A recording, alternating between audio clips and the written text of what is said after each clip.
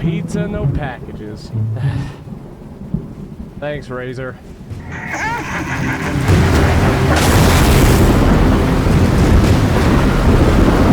Honestly, the things I do to keep the lore prairie running. Conduct me where you will!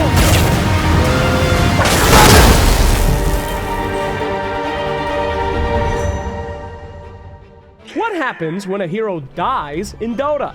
Well, it's subjective, much like the term hero. You see, in Dota, heroes are not heroic, they are simply powerful beings doing big things. Beings with the wit, strength, and skill to do more than any common creature, which can come from anywhere, from a beast to a god, as they have the power to dynamically change the living world. But what about the non-living world? Where does a hero go when they die? For those powerful enough to shape the universe around them, their afterlife is dependent on them and a sinister force that pushes them to their chosen fate. But we get ahead of ourselves. Let's go through the post-mortem process of a hero to better understand that vile thing.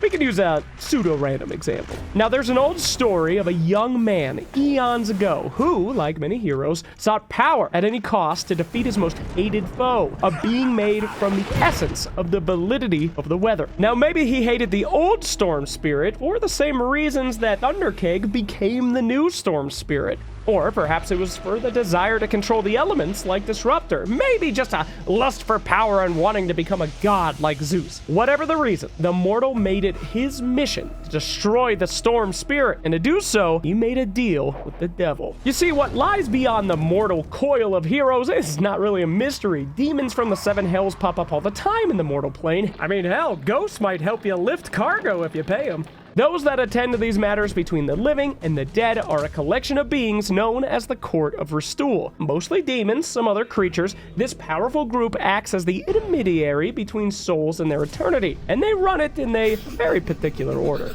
Let's go back to that Shadow Shaman corpse. Now, first, a hero dies from who knows what, typically, gangs. Perhaps they are visited by death itself, the Muerta. Or maybe that's just what happens to lesser beings, it's not really clear. But the hero's name is written in the Necronomicon, the Book of the Dead, and they must traverse the narrow maze, a seemingly endless labyrinth, which walls are lined with blades and filled to the brim with pitfalls and challenges. The court would watch souls pass through it, and when a soul finally reached the end, they would arrive at their own eternal fate. Now, what that fate was determined by their journey through the maze. Would they be damned to eternal suffering or cast into the light? Would they venture into the Nothal realm where darkness is light, or would they be caught in the purgatory for souls that couldn't find the exit?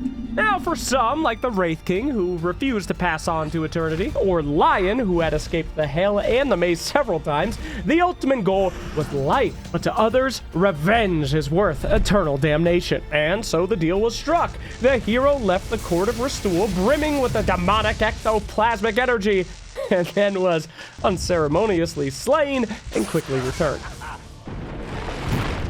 Now, what kind of man would trade eternal damnation for power in their short mortal life? An angry man.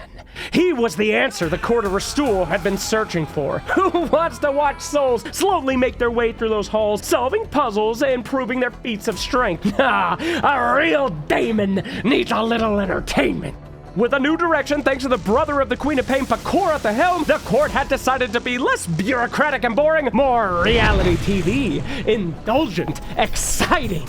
But to make the narrow maze entertaining, well, souls would need some motivation.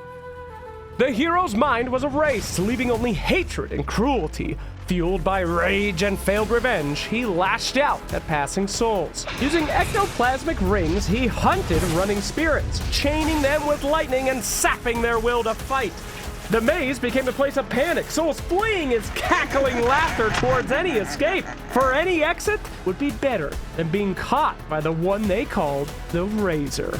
For eons, the court watched the narrow maze as souls fled in terror, yet even they were shocked by the fate of those the Razor caught. But that was long ago. Now, in the midst of their weakening power from the Queen of Pain's revolution, the court arrived to the maze only to find the lightning reverend did not appear. Traces of the void were found, and they soon discovered that their pet Razor was unshackled by an equally powerful being, the Void Spirit.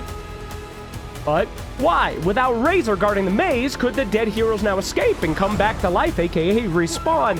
Unfortunately, we still know very little about Void Spirit's preparations for the Great Confluence. But deep in the realm of the Void, Razor prepares for his inevitable rematch with a rival that he once hated so much he traded his very soul and mind for the chance to defeat him. And that reunion is sure to shock this realm and all those beyond.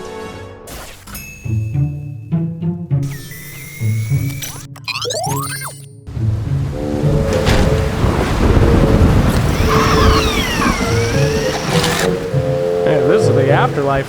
I'm good with it.